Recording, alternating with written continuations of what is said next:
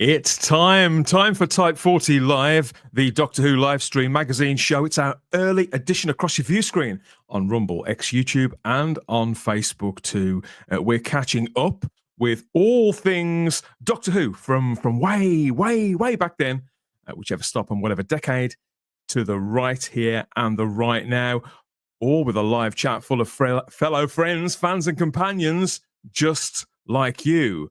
And him, the return of Doctor Who.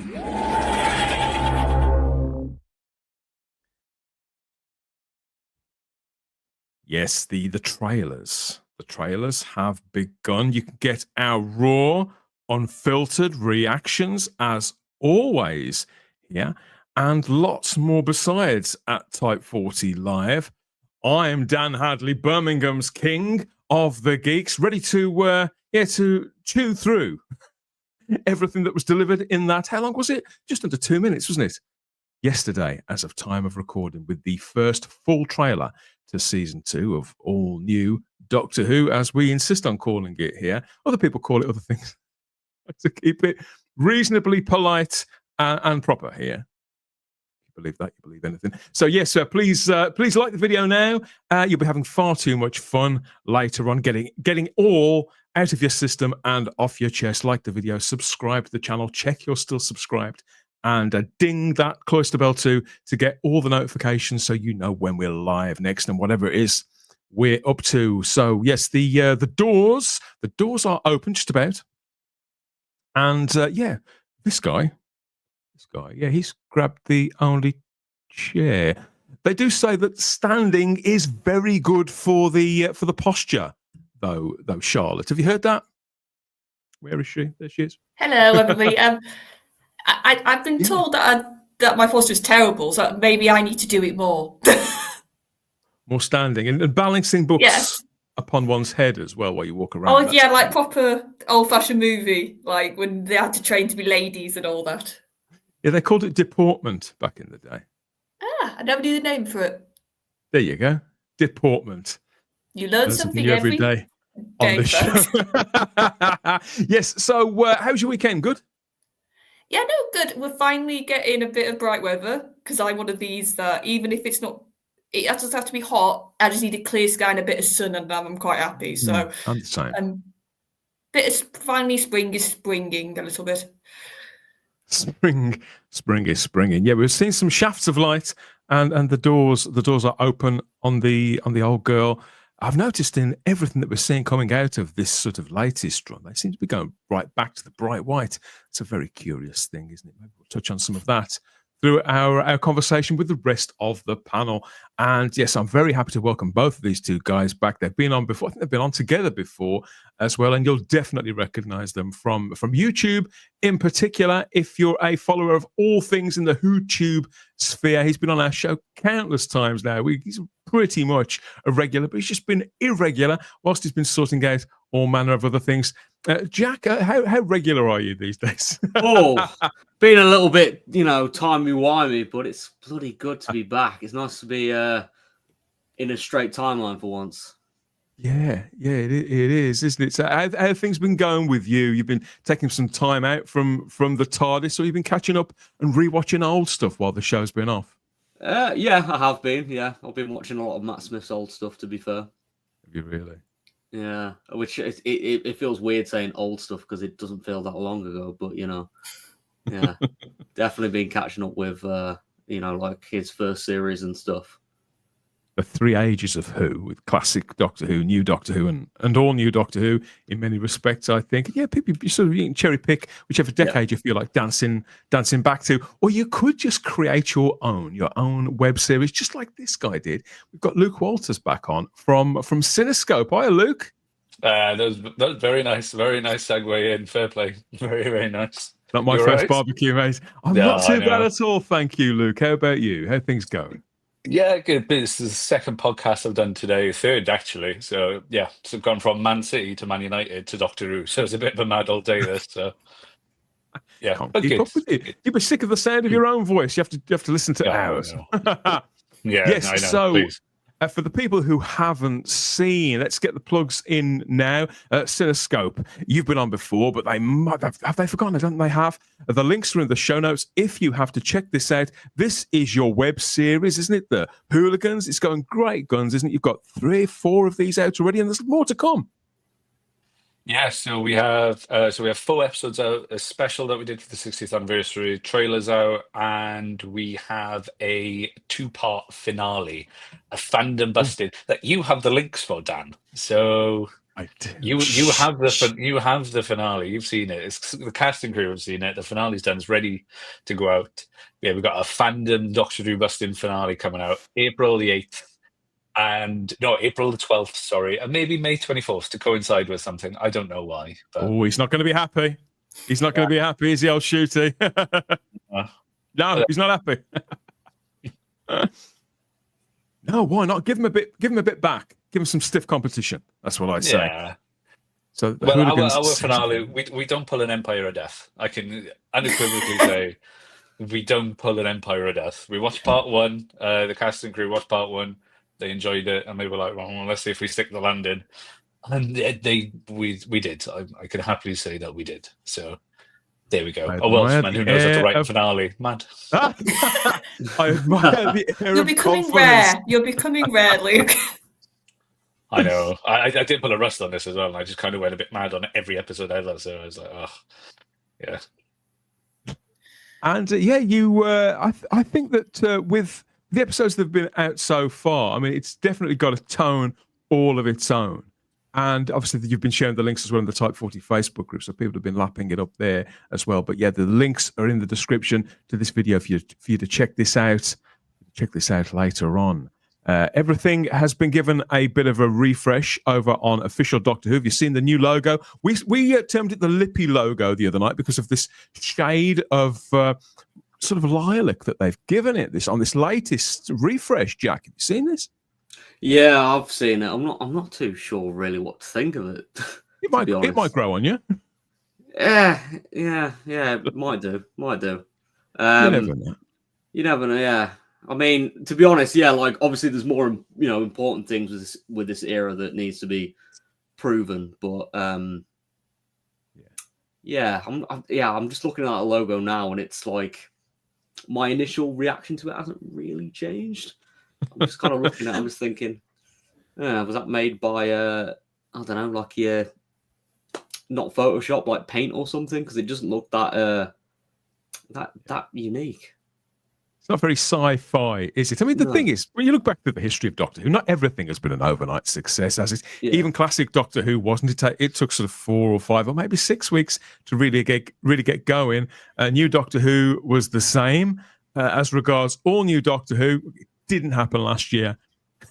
It didn't happen last year. Maybe it will happen this year. Who knows? Maybe 2025 can turn it all around. I think it might be a little too late, but we'll see. Results may vary on all of that. Thank you to everybody who turned up for our big annual show the other day as well, to bring us back after our big sort of New Year break, really. So all that interaction, all those comments, yeah, it's really good to know that you wanted us back. And there was lots more to say because, the series may have been in better shape, but there's always something to talk about when it comes to Doctor Who. And this is absolutely the best place to come and do it. So drop us some comments. We'll have your reactions as well as we get stuck in to everything that's to come. This is Philip Roy playing the Doctor. And I'm Mandy Rose and I play Jenny.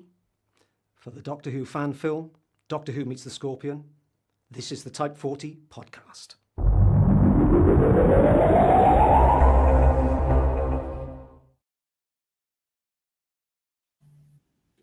Yes, Phil, put the fear of God into Russell T Davies with that new fan film that's on the way. It is the year of the Scorpion, 2025. Have you heard about this, Charlotte? Did we mention this before? I think we might. Yeah, and it always looks very impressive, the little previews. So I'm very much looking forward to this when it comes out.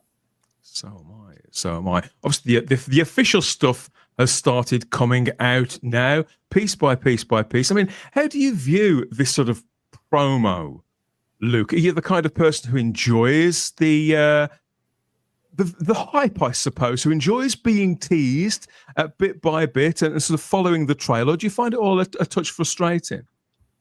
No, I enjoy it. I thought they would have had the trailer out a bit sooner. I thought it's a bit close. It's not April the 12th. It's only about a month away. I guess we had one before Christmas, a very short one. I thought they would have done a bit more with it, but I thought, they could have probably ramped it up a bit. I guess I don't know what.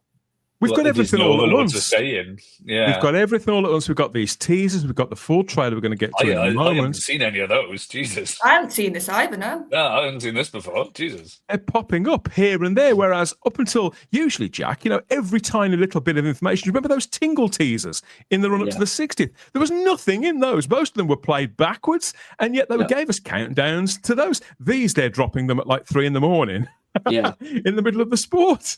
Yeah, exactly. Yeah, it's a weird rushed marketing. I feel it does kind of feel like very last minute, and it's like, why does this series kind of feel like it's being rushed out a little bit? Like it's kind of like, oh yeah, that's got to be put out soon. It does make you think a little bit.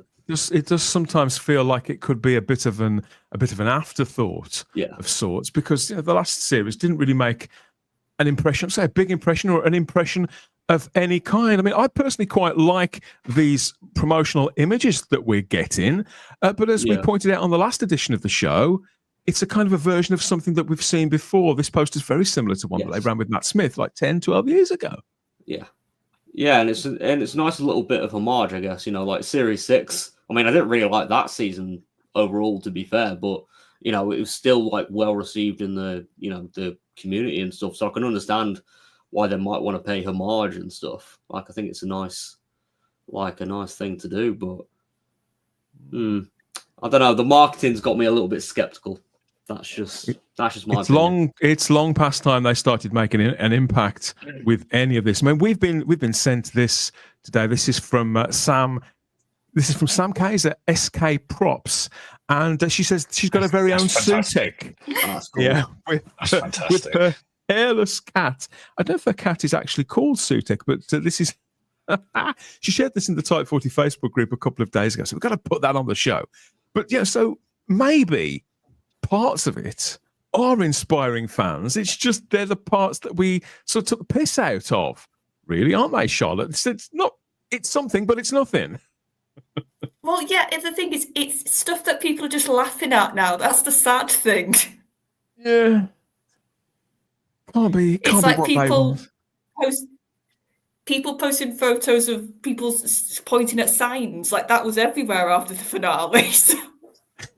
It was, wasn't it? Of course, we have had one episode since the finale, the Christmas special there, where the Doctor had waved goodbye, hadn't he, to Ruby, and then he picks up a one-night companion in Joy. I think the less said about her and that, the better. It was all a little bit underwhelming, and now he's back off into time and space to meet somebody else, a sort of fresh face and a new start. But will it be in time to save this version of the show and engage some interest from the general viewing public? That's what we're here to talk about on Type 40 Live across Rumble, X, YouTube, and on Facebook.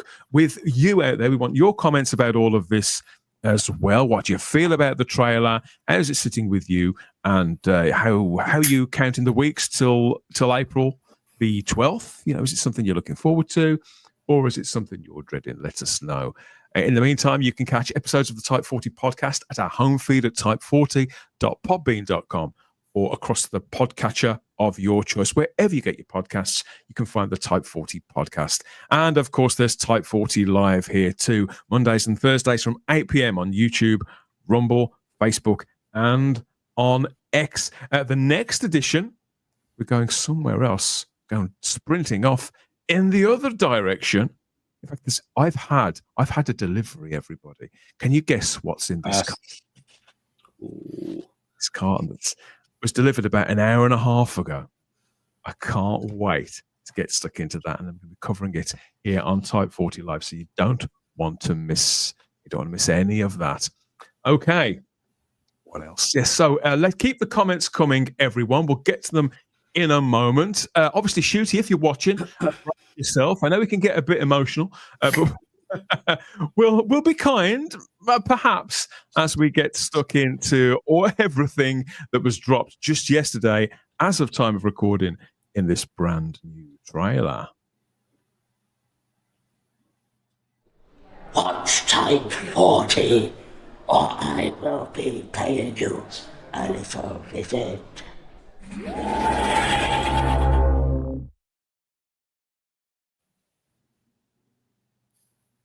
Yeah, I wouldn't argue. I wouldn't argue with Broton for a moment. Yes, so 2025, where they've really got to start making waves with this show, isn't it? Things have got to start getting better. The public haven't taken to all new Doctor Who. Ncuti Gatwa, in my experience, is still far from a household name. And despite the fact they've brought back the Doctor Who logo in a variety, in an assortment of sort of Quality Street style colours, this is hardly the kind an emblem that you're seeing everywhere either. I think people only still recognise it because they remember it from when they were children. The latest trailer arrived yesterday. It's a generous one. There's a lot in there, teasing the 8 episodes that are arriving from mid-April. Russell T Davies is the showrunner, of course, back leading this, writing less. I don't know if he'll be talking less. Maybe he will. I don't know, because he'd come unstuck a little the last time. But as was the case during Russell T Davies' original run, each new series brought a new dynamic, didn't it? A combination of characters, a different Doctor or companion, and it's going to be the same here. So we've got 2 new co-stars. They were out recording this season. God, a year and 3 or 4 months ago, because we saw them. We saw the pictures. Now we're going to finally get to see them and get some inkling about the chemistry, the all-important chemistry, because every time Russell did this before, I suppose every time the series does this, but particularly Russell on that original run, Charlotte, every time he mixed it up, the dynamic changed, didn't it? Yeah, he was very good at getting different energies of companions, different personality types. And you were looking forward to seeing how then also they would start from one point as a sort of pair, and that development of the characters and their relationship was also another big part of Russell's writing that first time round. Do you think it's brave of them to keep mixing it up in the way that they are, Luke, or do you get the impression that it's more by necessity than desire? I mean, he's copied himself, hasn't he? Realistically, it's like series 1, you've got a short, mouthy, blonde companion. Then in the Christmas special, you've got a famous comedian. Now in season 2, you've got, oh, I'm a nurse. It's like, oh yeah, cool. So he's literally copied Rose, Donna, Martha in 2 seasons. It's like he's copying himself for some reason. It's a bit of a, I don't know. She seems really good. She obviously got pedigree as well with Andor coming, and she's Queen of Disney right now because Andor season 2 is coming out. So she looks good. Like she could be great. What I know about the next season is apparently episodes 1 to 4 are phenomenal and better than anything that was made last year. Yeah, fair play. But yeah, no, I think I'm open to this one. I'm open. It's good. Hoping it's good. The blurb says this spring audiences will join the Doctor and Belinda Chandra on an epic quest to get Belinda back to Earth. But a mysterious force is stopping their return, and the time-travelling TARDIS team must face great dangers, ferocious enemies, and wilder terrors than ever before. I think let's take a look at the trailer and see if we can work out what are the wild terrors and which are the ferocious enemies. Jack, you might want to cover your eyes.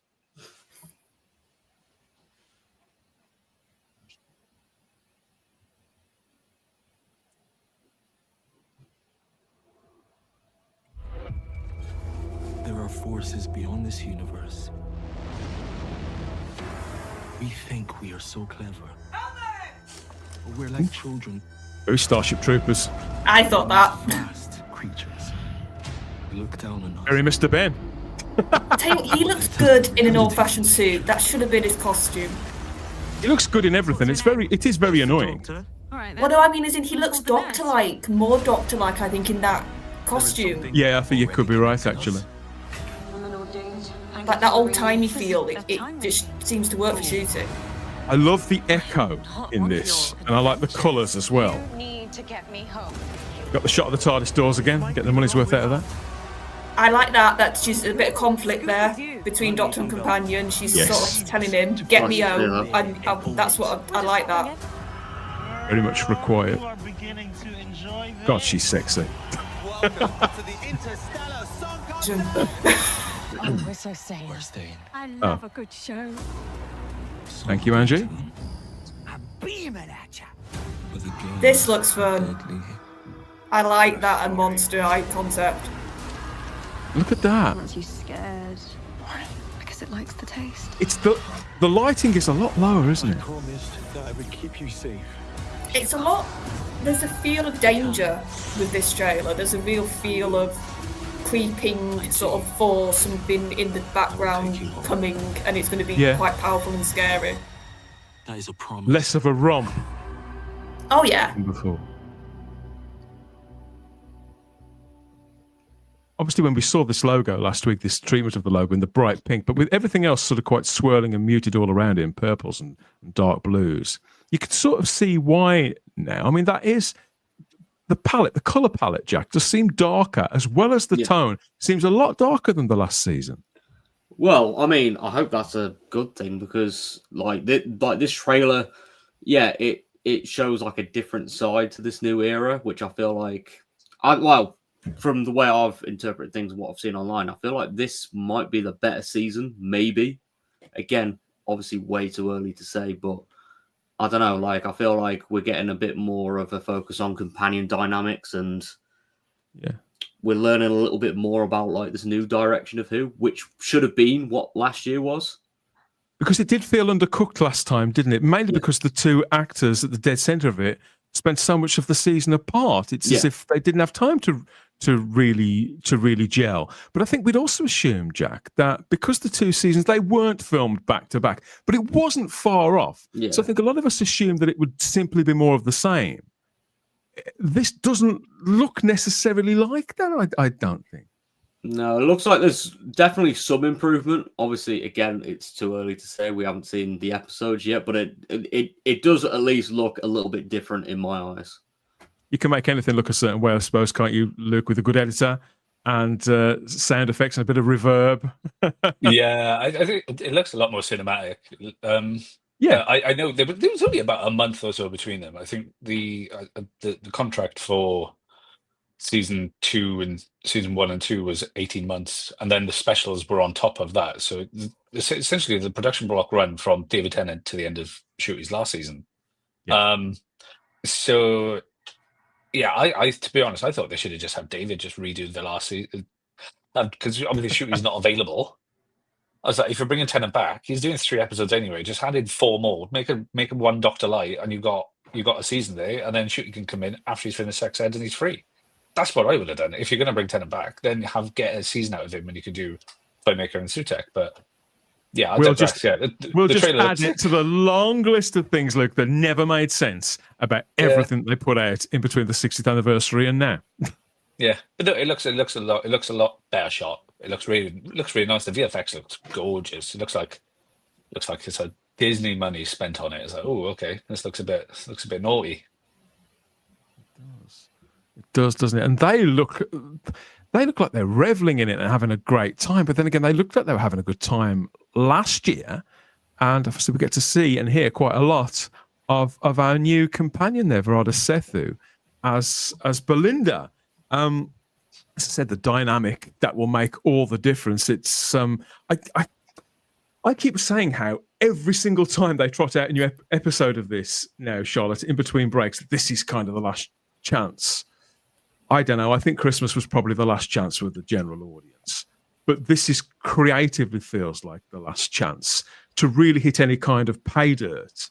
And for the series, if the series does go out now, because it's possible it may, if it does go out, to go on any kind of to go out with any creative dignity. Yeah, because I honestly think they've blown the chance of it having really good viewing figures because people gave it that chance with series 1. I think a lot of fans aren't going to come back, but I agree with you.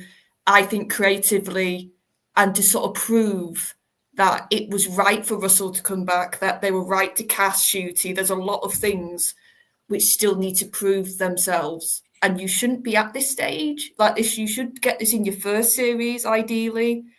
But series 2, I think they're going to have to pull out all the stops and prove basically their merits in every way. That's the feeling I get, definitely, for this. They can't push it all onto this new actress, as you say. Luke, Varada Sethu is kind of a veteran, really, at the ripe old age of 32. This woman's done a lot of reasonably high-end television in Strike Back on Sky and/or over on Disney Plus, the Star Wars show. But there's a list of other shows as well. Red Sun for the BBC. There was A Midsummer Night's Dream that was for Red, wasn't it? Russell T Davies' Shakespeare thing. So she's done quite a lot. She's considerably older than Millie Gibson was. And of course, we saw her last year on Doctor Who as Monday Flynn in Boom. She was excellent in that.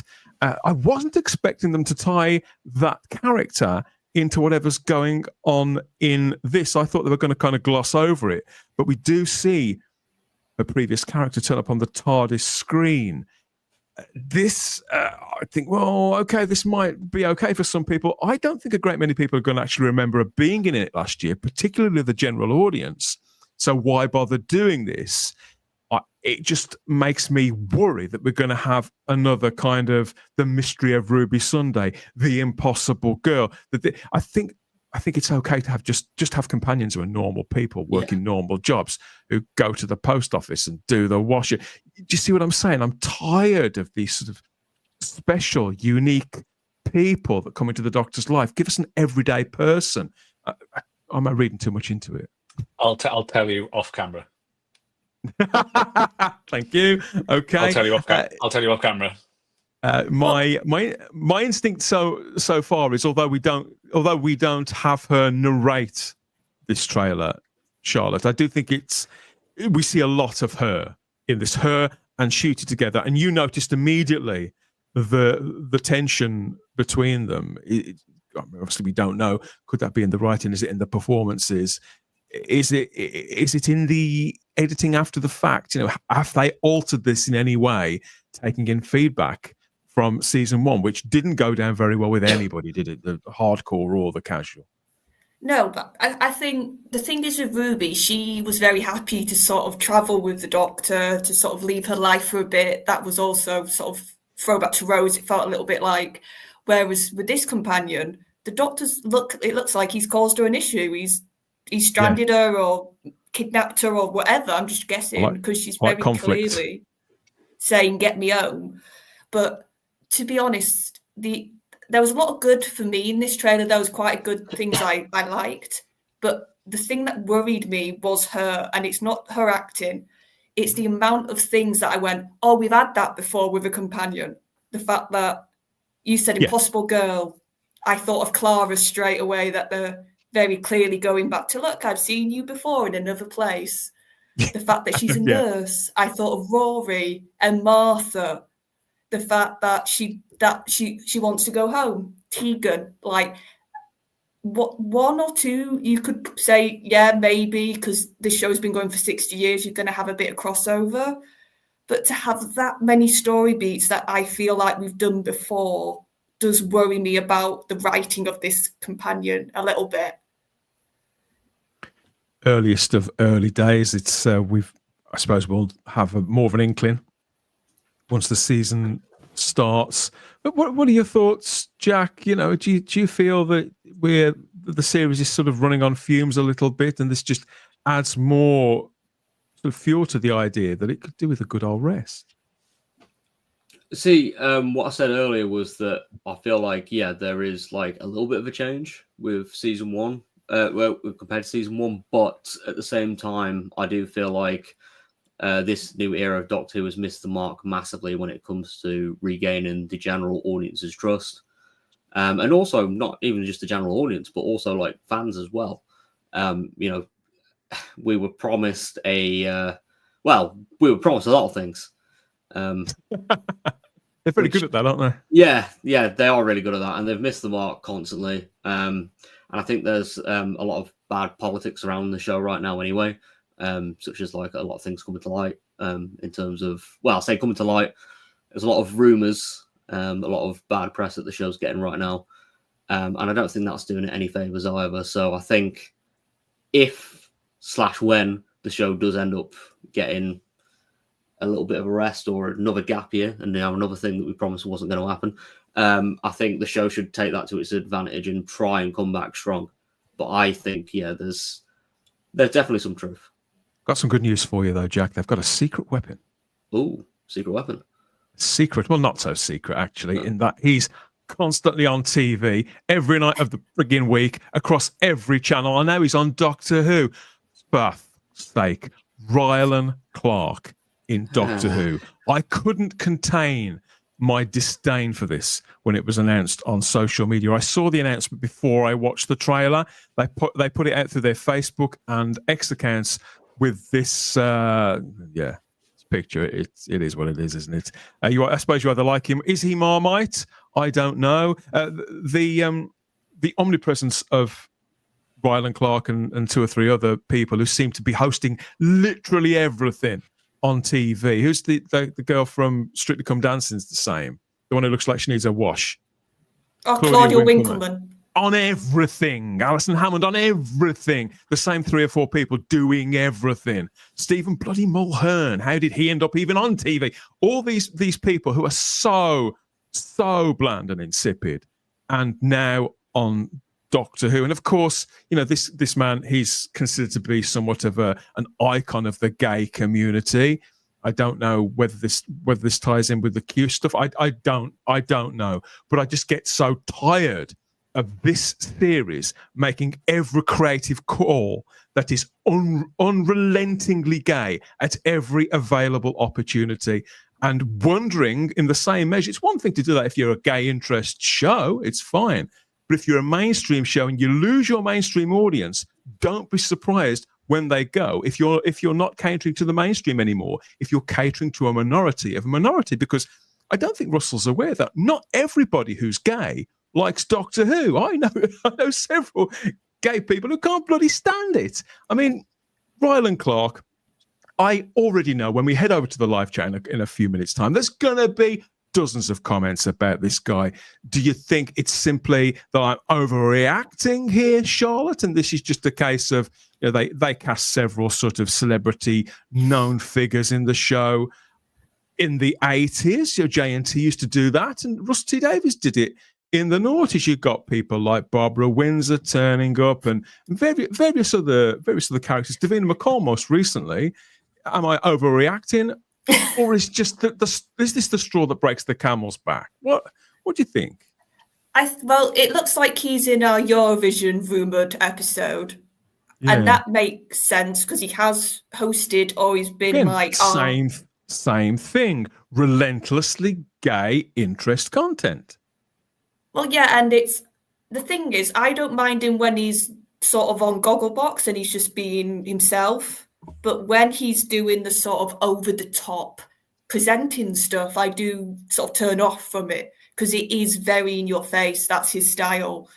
And I think this is going to be a bit like Jinx last series, that some people are going to quite like him and others are just going to get turned off. What I think I find so depressing, Charlotte, is that it's so predictable. Of course it's Rylan. It's not Jeremy Clarkson, for example. Nobody would have expected that. It has to be him, of course. It's just so boring. Do you remember when Doctor Who used to be a show that led rather than followed, Luke? This is how I view this. And this is nothing against Mr. Clark himself, who obviously I don't know. It's a symptom of what I believe a real problem with the show. Yeah, I think to be honest, I don't care. Like I literally don't care. There are no wrong answers. Like Rylan's Rylan. Like the thing is as well, I know a lot of people are not going to like him, but to the mainstream to the mainstream audience, they're going to click on. Not a lot of them are going to know who Ncuti Gatwa is. More people are going to know who Rylan is. That's and very true. Intergalactic TV show, and he is associated with Eurovision. People are going to click on and be like, and Doctor Who is becoming more synonymous now with Eurovision, because they do put the trailers out in Europe. They did it last year, or so it is around Eurovision to a degree. But I think he is a mainstream guy. It's like when you had like the guy from In Between Us, Jay, in Orphan 55. It's like no one cares because the time of the In Betweeners are gone, and no one really batted an eyelid. But Ryan Clark's on everything, so of course people are going to. I know, like my mum and stepfather, they're not going to watch Doctor Who, but they might be like, oh, that's Rylan, and they might tune in for Rylan. I don't really know. He's going to be nothing more than a cameo. To be honest, they should have got Graham Norton in, and they should have got him in as the cartoon that interrupted Time of Angels. Because I honestly think anyone would have been more interesting than this guy. For example, Lenny Rush. Him. I know he was on last year, but you see, at least he's somebody who's up and coming, Jack. I mean, Rylan Clark he's put out a statement here, when this was announced yesterday, and it's the usual kind of thing. He said, genuinely never thought in my wildest dreams I'd be able to say I was part of the Whoniverse. A full-on dream come true. Hope you enjoy. I mean, it's hard to be it's hard to be churlish about a statement like that. If it's genuine, fair play to him. But I don't know. Is it really a dream come true? Really, Rylan? Really? What do you think, Jack? I mean, if that is one of his dreams, fair play, because, I mean, I'd love to be part of the Whoniverse. Yeah, completely fair play if that is one of your dreams. But, I mean, am I looking forward to the episode that he's in? Probably not, because the only thing I know about Rylan was his X Factor days, and they were, shit. Yes. Yeah. That's I'll say it for you, mate. Yeah. It was appalling. Yeah, definitely. And I mean, I'm not really a fan of Eurovision either, to be honest. So, I mean, the episode probably won't do anything for me, really. But, that's just from my perspective. Yeah, no, I feel the same. I mean, strangely enough, I don't necessarily think the idea of an intergalactic version of the Eurovision Song Contest is a bad idea in itself. I think if it was like the backdrop for a murder mystery or something, it actually could be quite amusing, diverting. I think it could be very colourful in the same way that a story like The End of the World was very colourful. Once you put it together with this kind of imagery, we've got something maybe for the furry community there, I don't know, and you put Rylan Clark in it, then it paints a very particular picture, which does sort of line up with everything else to the point where you think, well, of course, this isn't for the mainstream anymore. This is increasingly only for a gay audience. It's the only audience they're interested in catering for, in indulging. And of course, an element of the viewing public have watched Doctor Who are of that world, of that community, as they with every other community. But to target one demographic exclusively, I just don't understand. I don't understand how they can do it so how they can pursue it so unrelentingly, and then wonder why. Even Russell says, "Oh, the viewing figures. We wish they were more. We wish they were higher." Well, this is why they're not higher, Russell. Shit like this, in my opinion. Anita Dobson's back Finish as Mrs. Flood, at least. Big Finish did the Eurovision. I saw in the chat as well. I was like, yeah, Big Finish did it years and years and years ago. So it's not a new concept, but I don't know. But yeah, Mrs. Flood's in the entire season apparently. So no, yeah, I like it. I'm pleased with that. Dobson. I'm pleased with that. I love Anita Dobson. I like that she's connected with Doctor Who. She seems so proud to be in it, keen as mustard. And whilst I think the character has been quite, again, it's another mystery box character, Luke. But I think that it's reasonably well written, and she plays it very well. She knows there's not really a great deal there, and because she's been around for quite a long time, no offense, Anita, she can handle it expertly to create a character that's just pitched just about right. So the more Anita Dobson, in my opinion, the better. But that's absolutely. A positive. I don't want to be negative about it when I enjoyed. To be honest, I think the trailer, for the most part, is really, really good. Yeah. I'd fall short of calling it electrifying, but because it felt so different, and because there was a lot of contrasting elements in there, it actually reminded me of those original trailers, not just for the Russell T Davies era, Charlotte, but for the Stephen Moffat era with Matt Smith in it too. Yeah, compared to last year's, I've seen some people in the chat say, like, this feels like such a different approach to how they trailered the first series. Like, this one grabs your attention with some very creative looking creatures and monsters. Like, there's loads for the eye here. And what I liked about the look of all the monsters is they all look quite different. There was a variety there. There was a creepy factor. And that's what Doctor Who needs to go back to. I feel like that first series was so safe with the monsters. There was nothing that really was that traditional hide behind the sofa thing that Doctor Who used. I'm struggling to remember a single monster. Yeah, they were so lacking in that regard. So to have a trailer full of these creatures, like you've got massive looking things, you've got that spider, you've got the dinosaur looking thing that was really good, and then you've got creativeness like the cartoon coming to life, which I know we saw a bit of, but to see a bit more, I love that concept of having a 2D villain, like in that sort of traditional Disney, like old style thing. And then I've heard that it's voiced by Alan Cumming, which I'm like, brilliant. He's a good actor. Mm-hmm. So I think there's a lot for the eye here. There's a lot to intrigue you. And I think the tone is actually, it feels so much more, yes, we're going to scare you. And I think Doctor Who desperately needed to go back to that. But we'll see. It's a trailer. We'll see what the series is actually like. I'll tell you what, Charlotte, this spider creature will scare the life out of Simon Horton. I know that. I don't like spiders as well, so it probably could scare me. Despite the fact that he's not watching this series, I kind of wish he was just here to talk about this. Yeah, some of the visuals do look. I think the word you used, Luke, was cinematic, and I can't knock this. As you said, Charlotte, it's so contrasting, and there's something a bit Ray Harryhausen about seeing the skeletal creature there above the rooftops. I'm not sure what that would be, but again, this is part of what I used to like about Doctor Who trailers, is looking at them and thinking, wow, what is that? Whereas I don't remember feeling that way this time last year.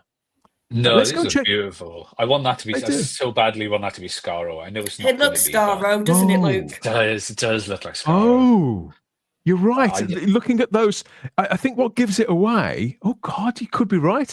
It's that sphere with the sort of javelin-like structure through it.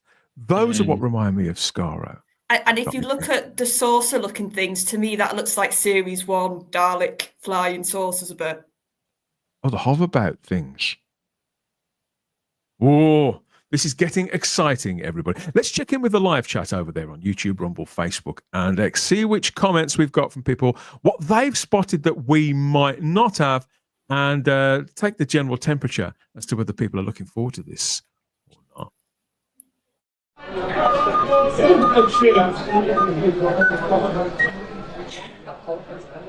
You're watching Type 40. Stupid tune anyway.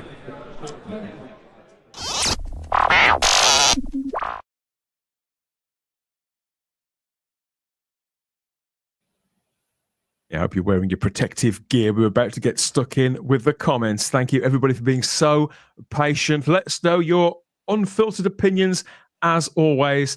All views matter here at Type 40 Live, and we are listening. Our channels are open. Let's scroll right the way back and see what people have been saying. Wow, there's a lot of people here and a lot of comments. Thank you. Thank you, everybody. Hi, everyone. I hope all is well, says Tony L. Yeah, not too bad at all. Thank you, Tony. Not sure. I think they've got Jack. I think he's having technical issues. We're back in a moment. Hi everyone, and we've got lots of somebody's very pleased to see you there, Luke from Garbage. He was telling me about my light. It's like, yeah, he's telling me that I've got a little stream coming down. He's trying to correct my camera for me, bless him. So it's not that giant spider, is it? Manchester lighting. What do you expect? Problem Being is in the live chat. Hi, Lee. He says it's a gammon coloured logo.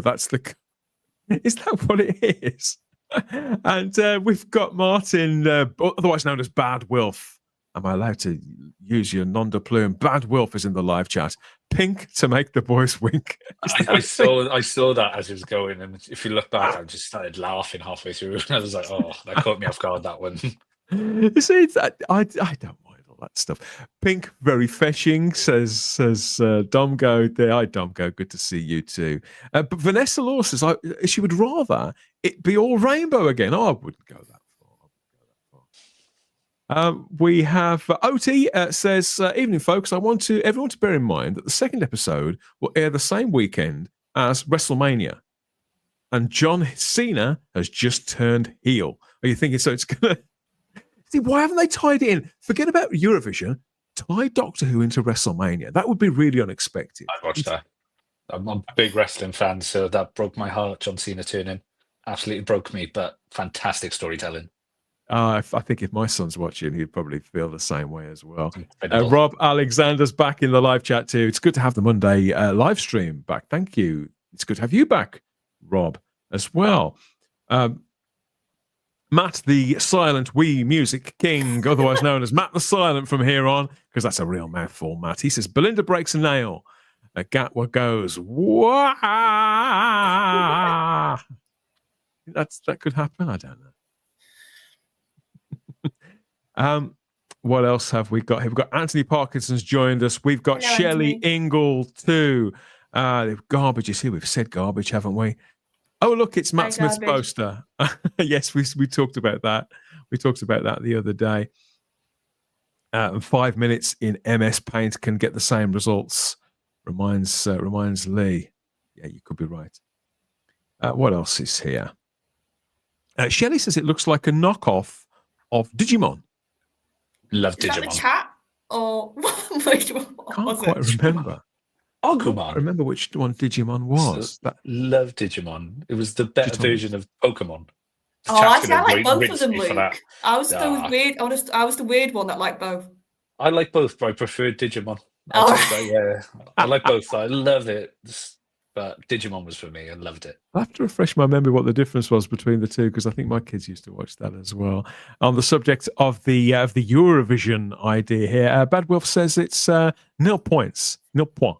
Oh, no, but here's the thing. Very good. If Russell doesn't have a joke, or whoever's written this episode doesn't have a joke about 0 points to Britain, you're missing out on such a big trick. Just notice Ryland's had both his lips and his teeth done now. Oh, bloody hell. Domgo says the trailer looked interesting until Ryland and the Doctor Goes to Eurovision started, and then it reminded me of the whole car crash that is Doctor Who these days. Yeah, it just paints a certain picture, and in isolation, I wouldn't have a problem with something like that. As I say, I think the idea of an intergalactic version of the Eurovision Song Contest or anything like that is actually a lot of fun and very, very Doctor Who. But coming after the episode with Maestro and the this and that and the other, it's just too much. Adrian James says, "Evening, everyone. Evening there, Adrian." Former panel member Chris Walker Thompson is on the season 7 Blu-ray. Yes, Chris will hopefully be back in the not too distant future. Yeah, Chris is a top guy, and we'll be. I have to ask him about the season 7 set. He did. Yeah, actually, I better not say that. Yes, we'll be covering that in a few days' time. I love Chris. Absolutely love Chris. He's brilliant, isn't he? The man of 1,000 voices and dry remarks as well. Yeah. Very Kes quick says drinker. it's the same color. Is he really? Same color pink as the pressed keys on my desktop virtual keyboard. People working out, but the season hasn't started yet, and yet Rosie's trying to work out when it finishes. I think you're too far. I can't think into the next 3 weeks, Rose. Never mind 3 months ahead. Come on. We have yeah, we're going to stay on topic. Problem Being asks us your honest graphic design opinion on the design for these posters. That's to me. How many minutes do you think it took to produce these? Not long. I like the simplicity of them, but I also think it would have taken even less time, Luke, to check back through what had been done before and think, okay, maybe people. I know 12 or 13 years is a long time, but even so, I think in the age that we're living in now, content has this extended life. And this fan base has a really long memory. They could have taken that time to just think, oh, no, we have done all this before. So I think the posters actually are fine if we hadn't have seen it before. I think the colour scheme is fine too. But it just speaks of a little carelessness. Often I think that it's not... Sometimes the best ideas can often can come to us in a really quite short period of time. And in some ways, the simplest ideas are the best. But it's a very simple idea that we've seen before. Rose says, so it won't be 1 year in between seasons 1 and 2. I just hope it will be worth the watch. But which episode or episodes? So we'll have a breakdown of it all at some point in the future. Do not make me watch this, says Lee. He's wavering a bit there, Charlotte. Could it be Rylan? Domgo suggests the companion looks as dull as dishwater. That wasn't what I took from it at all. You know, even though I find her so ridiculously attractive, I picked up on what you were saying, Charlotte. The tension between the two characters, real energy, real drama, and pathos. And you see, for me, even though I felt that Millie Gibson, I think she's a good actress, Millie Gibson, and in truth was probably the best thing about season 1, the most consistent thing about season 1. And I could have stood for a lot more of that pair up between them. I know, between them. When I see images from this trailer, I just think, oh, okay, now I feel something when I see her run and hug him towards the end of the trailer like that. And the Doctor ever so slightly, because this is the kind of touchy-feely Doctor, he seemed to be hugging everybody in the last season. But here he is. His arms are just hanging there ever so slightly like he doesn't know quite what to do. And that's very 11th Doctor. That's much more like the Doctor, the proper Doctor. Yeah, and I think in this trailer, you get hints of what could be her journey, which is nice. Like you get the lines when he says, oh, you're enjoying it now. And I think that got me interested as, oh, so maybe we'll have a reluctant companion. We'll get one that doesn't get sort of taken in a bit childlike with all the wonder. And she has to sort of learn to love to be with the Doctor. And we've not had that for a while. I feel like a lot of the new series companions sort of instantly get sort of swept up and everything's good and brilliant and they're loving it. And it's like, no, realistically, you would get some people that wouldn't like it all the time and would have issues and might bicker a bit and fight a bit with the Doctor. Because Ruby did seem to take a lot of it in her stride in season 1 as well. And we noticed that, didn't we? When we talked about the first few episodes in particular, we did deep dive reviews on a lot of them. And here, Belinda seems overwhelmed by something, and you think, well, what could that be, Luke? And the fact that I'm asking myself that, it's clear. Domgo obviously he doesn't feel the same way. Results are going to vary, but these are the little things that I noticed. Yeah, no, she seems like I didn't mind Ruby. I thought she was a shining light in a lot of the episodes. I'm probably in the minority that I didn't like 74 Yards, to be honest. But I can appreciate she was good in it, but it wasn't for me. But yeah, I think with I'm not going to attempt to say her name because I'm horrendous at saying stuff. But I think she's such a tour de force. She's such an actor. And she's got a lot of gravitas, and I think I think Ncuti's going to have to try and up himself to match her, because obviously she's coming in with Star Wars behind her and everything in behind her, and Ncuti's known as, you know, he's going up against someone from Coronation Street essentially, so he can be a bit more jovial, have a bit of a laugh and a joke. But if you've got someone coming in who's got a bit of chops, then he's going to have to up his game, because otherwise he's going to look like the bad one of the two. So he's going to have to push himself. No, that's what struck me as well. I thought Millie was really good, was really solid in that, but this woman having a few more years on the clock, it just seems a bit more substantial. Somehow. Also, in the chat as well, if someone just said if the new companion is going to be a regenerated Susan, she's not. I will tell you, she's not. Somebody suggests that every time. Yeah. With Rory, we had that. Yeah, she's not. She's not. From what I've learned, she's not Susan.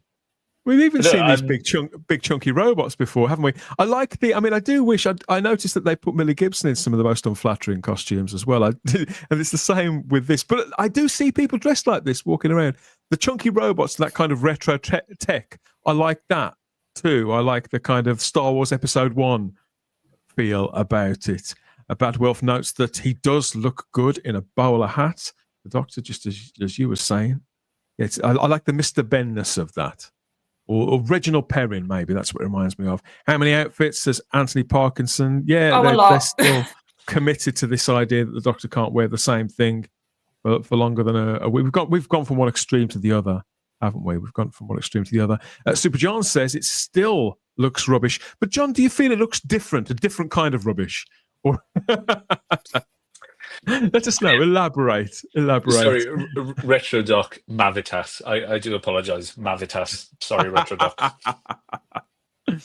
Lee says, I hope the darker tone is leading to its demise. You see the amount of reactance that's built up to people, Luke. This is how this is where a great many people feel pushed with this show. That the series itself has kind of villainized a large chunk of its audience, and so people have sort of built up this resentment towards it to the point where they kind of want it to fail and feel that when we do see flashes of things which a few years ago we'd have really jumped on, now a great many people feel that it could be too little too late.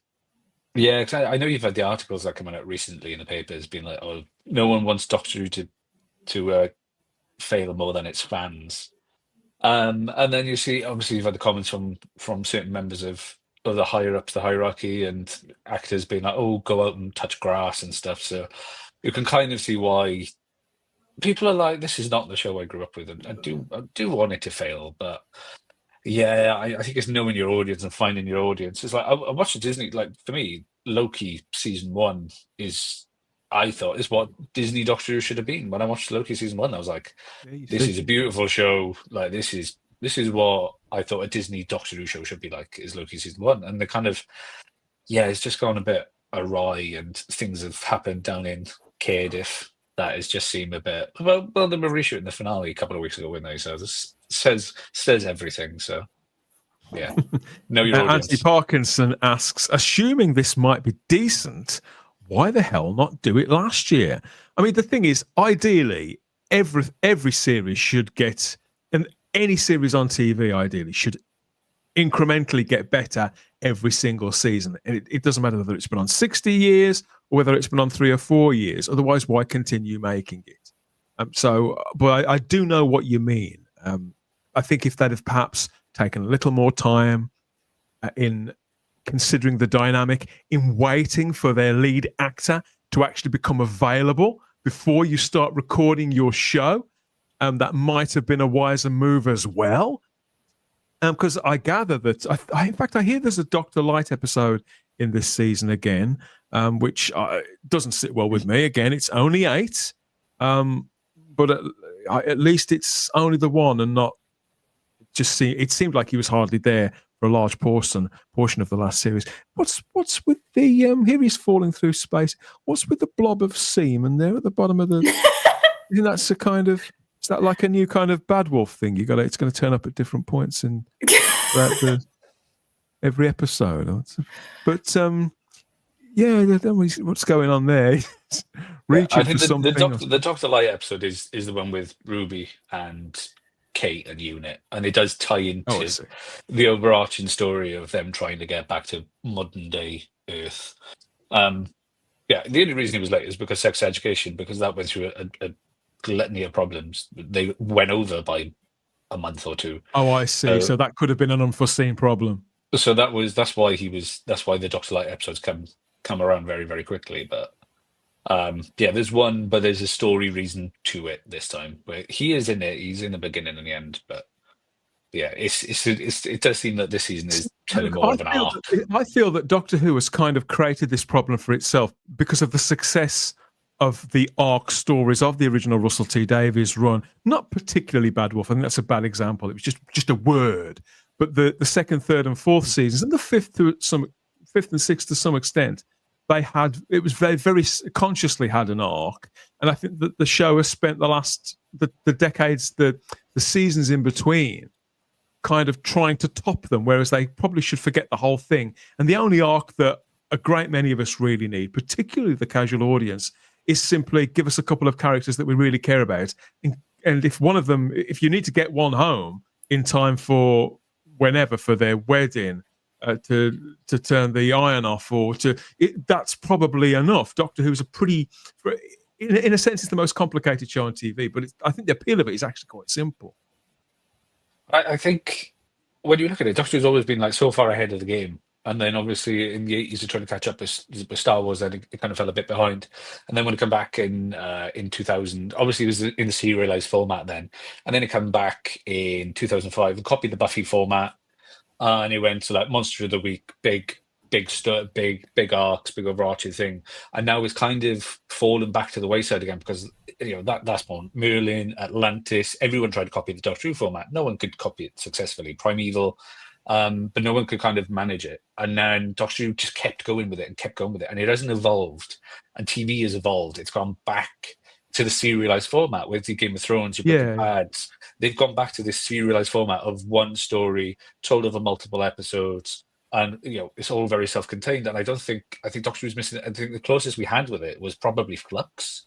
And when you look back at Flux, I'm not a massive fan of Jodie's era, but on retrospect, I'm actually, compared to what we have now, I take it. But yeah, I think Doctor Who is a little bit behind the times in terms of where television is now. I think it needs, but there's no, like, if Russell gets up and leaves tomorrow, who's taking over?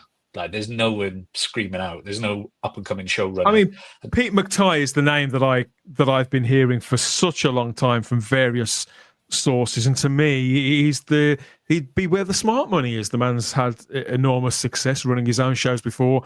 Huge Doctor Who fan, written a lot of the sort of satellite productions, and obviously he's one of the writers on this season as well. So to me, and he was heavily involved in the discovery of witches for Bad Wolf. So to me, he's the obvious candidate. But that was then. This is now. Things are changing with the show all the time. I'd imagine with Disney out of the frame, Disney Plus are out as of time of recording. So I would imagine that whatever they got in mind or as an ideal may not be happening after all. All bets could well be off. Dalek, we've got this comment from Dalek Forever who says, is this the same panel that gave War Games in Colour 8, 9 out of 10? This is the same show that reviewed War Games in Colour, but only I, of the panel that are on tonight, was on that show. So no. But I gave that a high score because I really enjoyed it, Daleks Forever, if that's okay with you. Just to add to what Luke's saying, I think the core problem is whether you're having an arc story or a serial story or Monster of the Week, people want payoff for what they're watching. They want to be able to invest in a story, however you choose to write it, and actually feel like that's time they've enjoyed to start with and it's been worth it. And I think writers need to have that in mind. And I feel like Russell has lost that ability to understand that when we're watching this, we want to be able to connect and get worth with the story. it comes across with some of his comments last year, how he was saying, oh, people expect to like pay off. We kept talking about words that fans were, he seemed very confused why we thought Mavity was going to have something like as a sort of a reason behind it. He seemed really confused. And it's like, Russell, you've on purpose pointed out this word in multiple episodes, and you did that with Bad Wolf. Why would we not think you would think it's going somewhere? something? Yeah. Good point. Good point. We've got several comments in the live chat here. Rob says this is Drek. I think this is a really strong trailer. I think it's full of lots of interesting sights and sounds, and I think the new dynamic is promising. But I also agree with you what you said, Luke.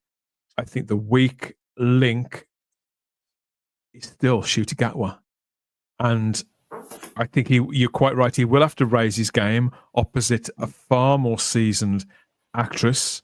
And on the strength of this trailer, the bits that didn't convince me tended to be when attention went back to him trying to sell us on a particular line. Sometimes I waver with this guy. I think sometimes I see enormous potential there, and then other times I just see somebody who's been regrettably miscast. I mean, I think he looks great in the period dress that we see on screen here now, and I'm sure he does the running around really, really well. You know, he's in great shape, all that kind of thing. But I just don't see enough in there, and it could well be that if you put him in this sort of dynamic, and if everybody else has raised their game, this could be when he's really exposed. I mean, it does seem to me that he has more chemistry, more natural chemistry with Varada Sethu than he had with Millie Gibson. They had chemistry together, but I always felt that it was a chemistry they were working on constantly. It worked, but it only worked because they were working at it. I do feel these two actors, this actor and actress, feel like there's something natural there. But that's not necessarily an indicator that where it will ultimately go will be any more satisfying, if you know what I mean. We'll have to wait until it's all aired. I know. I think with Ncuti, we need to feel a bit more weight behind his delivery and age and the way he says the lines. Like that monologue at the beginning of the trailer was very typically Doctor sort of dialogue. I would argue it was a lot more Doctor dialogue than we've had him say previously. But I agree, it didn't hit you. His delivery was just, it felt very samey and casual, not this sort of ancient being sort of telling you something about the universe. That's what we want, that feeling with the Doctor. And not all the actors have got to line up with that version of and that side of the character. No. But if they're not, then they've got to bring something else.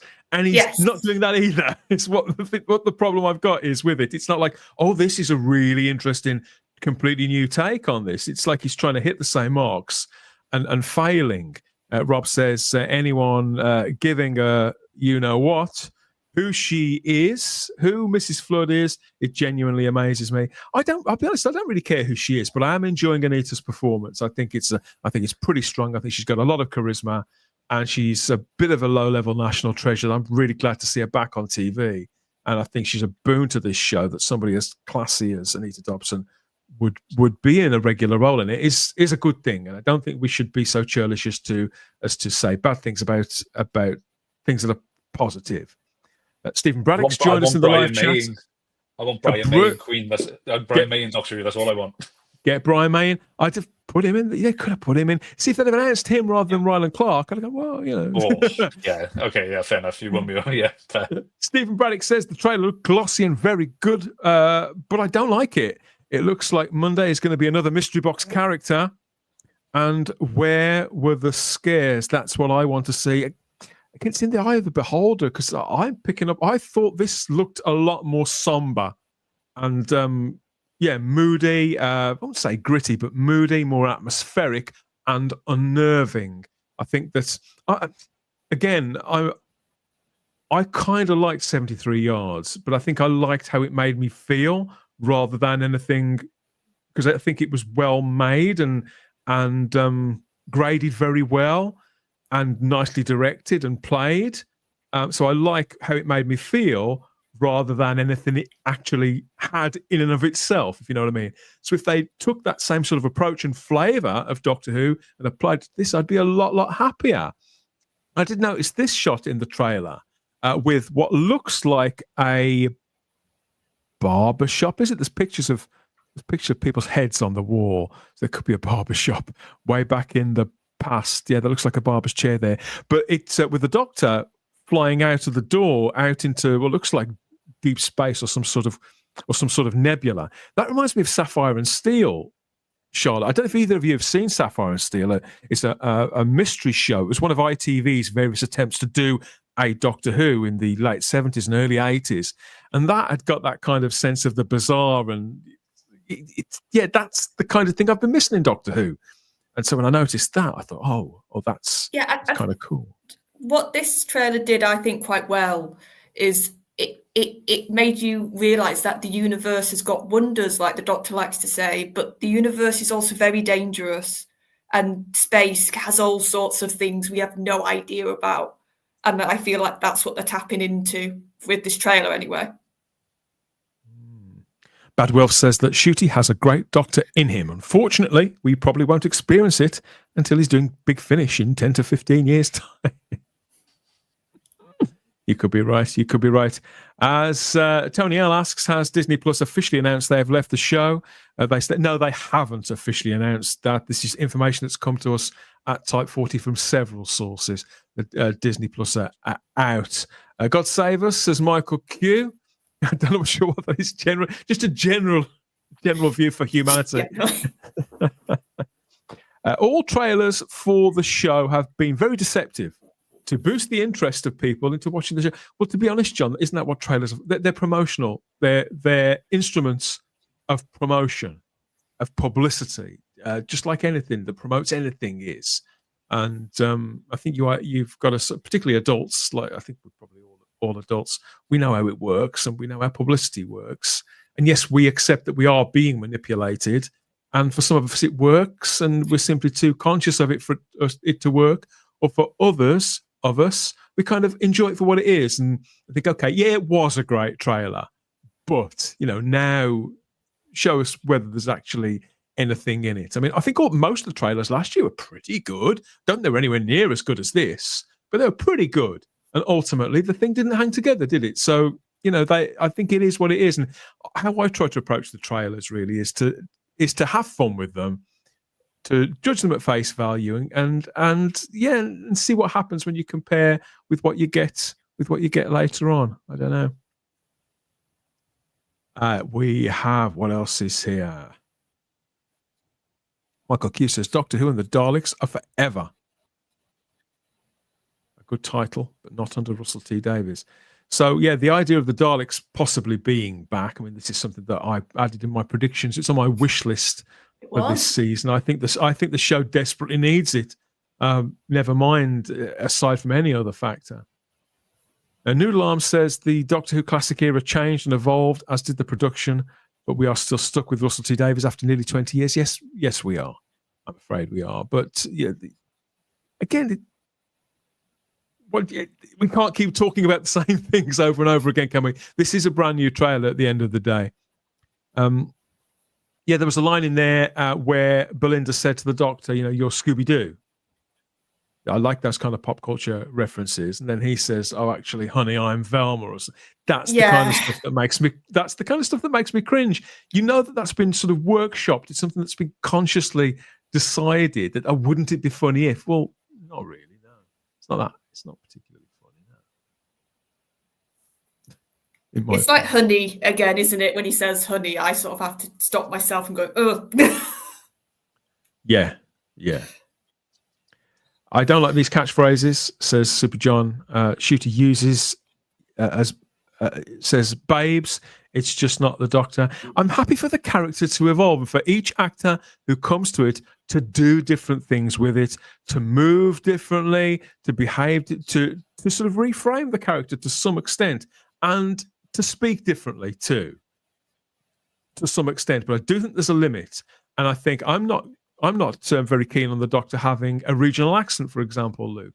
So adopting kind of modern day slang, I think, or to speak in a way which is presently fashionable. Not only dates the show, dates the material, but I think it also anchors the Doctor in a time and a space and place that he's not meant to belong to. I want Rob Brydon as the Doctor. I want Uncle Bryn going, that'd be it's a Dalek. Like, But do you want Rob Brydon, or do you just want Bryn playing the Doctor? It's I do. Yeah. I'll take Michael Sheen at this point. Jesus Christ. It's like when I get what you mean. It should be RP quite neutral, but to some extent, I think Peter Capaldi was fine. I think Sylvester was fine. I know that some people really don't like what Sylvester did with it, but to me, I thought that was fine. And I think that David Tennant could have probably. I think he could have played it with his genuine accent, and that would have been fine as well. But to acknowledge, for example, in Deep Breath, I'm a Scot now. Well, no, you're not. You're from Gallifrey. You're not a Scot. That's where it breaks the spell for me, Luke. Just lots of planets have a north. That was a nice little throwaway line. That's fine, isn't it? You think, wow. Because it opens the imagination. It opens everything. It could be from anywhere that you immediately think of the surface of Gallifrey, and where would the north be? Whereas when Ncuti says something like Honey or Babes, you think, well, yeah, he's clearly from Essex or somewhere like that. In 2023, 2024, you can pinpoint a specific time and a specific place, and that's not the Doctor. Regardless of the word honey in and of itself, it's the fact that we can pin him down to a specific space and time. Yeah, it's like Jodie saying "fam." But another example, that's the reason why it was so nauseating, because it humanized the character far too much, and she'd got a million other problems when she was trying to inhabit the role, so that was the last thing she needed to add another one unnecessarily. Bad Wolf speculates the Dr. Light episode could set up the spin-off. There's been a lot of speculation about that for a long time, hasn't there? And Joe Gonzalez says Rylan was even attacking a bunch of fans online as well, leaving a ton of angry replies. Not super professional in my first impression of him. So that was your first awareness of this guy. If you're overseas, obviously you'll have no idea who Rylan Clark was. And yes, he was attacking fans, because I was one of them. I mean, would I call it attacking? I probably wouldn't. But he was engaging with fans in a way which, I'm a big boy. I can handle it, and I handled him.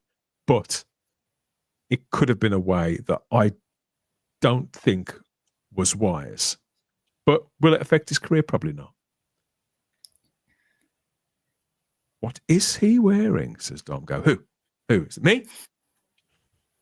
I'm layered up, Dongo. It's still pretty cold. Ncuti attempting re-entry, says Anthony Parkinson. Re-entry into the TV schedules and entry into our hearts and minds, finally. I don't think, as good as I think this trailer is, I don't think it really matters. I think this could be the best 8 episodes of Doctor Who ever coming up as regards writing and production values. I think it's too late for this incarnation of the character. I mean, again, our information tells us that Ncuti isn't going to be back anyway, for one reason or another. Our information has told us at Type 40 that he's bought himself out of his contract and that this is his final full run as the Doctor. But that aside, I think it's too late. I think that he's not the household name that he should be, and he's not the star power the show needed, Charlotte. Here's the thing. I hope for him as an actor, this gives him better material to sink his teeth into. I hope for him to sort of, if he is going, like the reports are, that he sort of goes out, that we can have some more scenes that we can go, ooh, look, there's some really good acting. And I've said in the past, And like we all said this because we all reviewed the Christmas special just gone.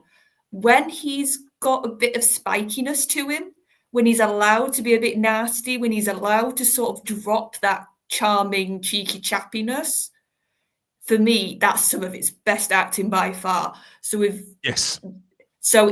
it looks like there's bigger threats this time, it looks like there's more danger, it looks like there's more sort of stakes, I'm hoping that side of him actually comes out more, because it felt like that first series at times he was sort of, everything was a bit too easy for his Doctor, and you didn't really have to put him fight hard at times. Sometimes he did, but other times he didn't. So I'm hoping that for him as an actor, because the thing that has got me intrigued, and I don't know what you guys think, this tonal shift in the trailer, even if we've all said this is a trailer we'll see. It's very drastically different. Yeah. This is a drastic difference in tone for me going in.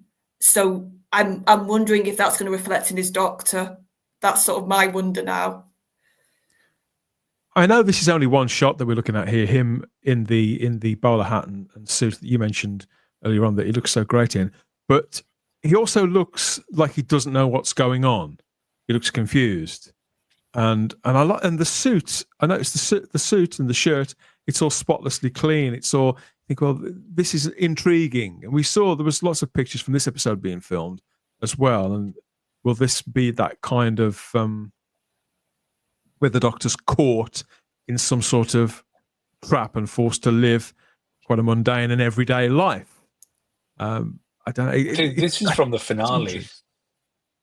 Oh, is it? Okay. Yeah, this is from part 1 of the finale, from what I remember. Okay, I think it is. No idea, but I know they were filming extensively for it on location. Because a few people, I think a couple of people that we know, a couple of people who are members of the Type 40 Facebook group were either there or working as extras, as background artists, because we know a few people who do that. It's very, very interesting. We've got this comment here from Lee. Well, we've been told to F off continually, by Russell T Davies himself several times. And so we will, sooner it goes away, the sooner we can get a Doctor Who that doesn't tell its audience to go away. Yes, I regrettably agree. And Bad Wolf says the biggest mistake the new production made was in thinking they could replace us. Yes, us, the series' biggest supporters, advocates, excuse makers sometimes. But yeah, it's biggest supporters. It's ground audience. They just thought they didn't need us anymore. Blooming heck, what does that pic look like? Says Ian Scouts. It depends which one you mean. That could be many pictures. Domgo says, I can't wait until Russell starts doing promo interviews this year and it's asked some searching questions about the show's future. I don't think he'll get a lot of that. You know what? I don't think he's going to be doing much publicity. But I don't think it worked out very well for him. I wanted to ask you guys, because now we've clearly started the promotion. How do you think they're going to handle interviews? I think they're going to do as few of them as they can. For a start, Luke? I doubt that the cast will be available.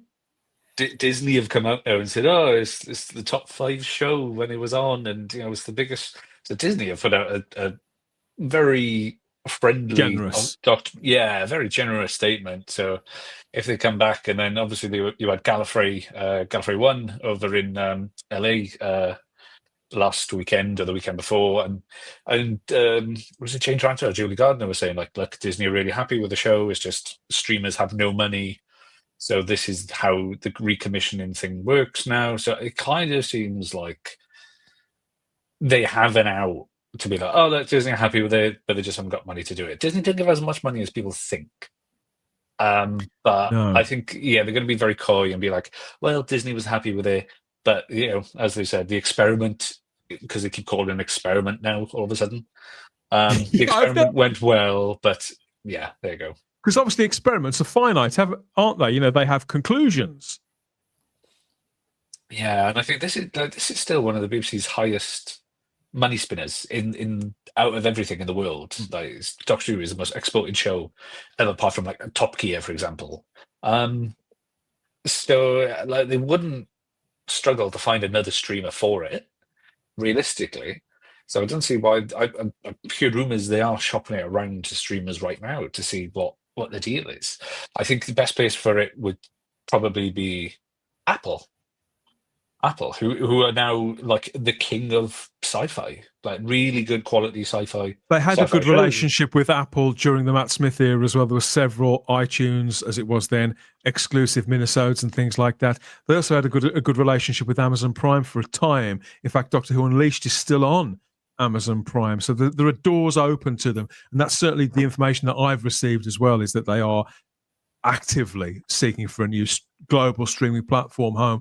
But this is also something that I hear quite a lot as well, Luke, the idea that practically the show couldn't happen without Disney, and they have effectively every improvement that we've seen on screen is all down to Disney, and the show wouldn't look anywhere, and it's just simply not the case. Disney didn't pump in money to Doctor Who before, and the Jodie Whittaker era, as much as I hated it, that did look at times just beautiful, as did a lot of the Matt Smith era in particular.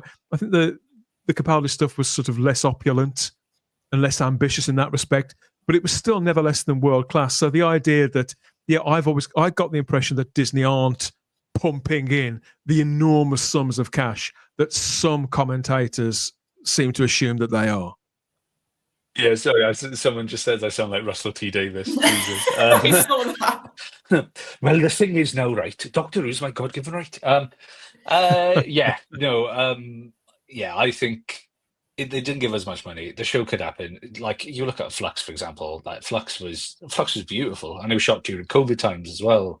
But yeah, like it can work. Russell said, like if they'd have to cut the crew in half and just make ghost stories and make Midnight again, and it's like cool, yeah, that's pretty much, we wouldn't have it every other week, but let's do it. Like let's absolutely do it.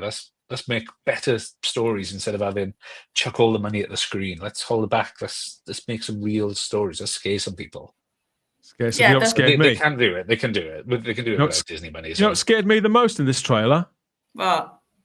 The fact that Mel looks really, really scared here. And I don't want anything nasty to happen to Mel. And I've heard that something nasty may happen to Mel. And I want Mel to be okay, Charlotte. I love Mel.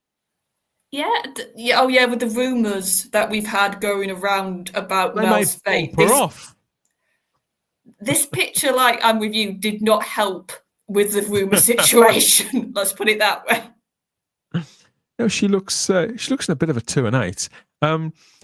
Yes, so for me, again, aside from the praise I offered to Millie Gibson earlier, and I wouldn't heap praise on it, but I offer her due praise.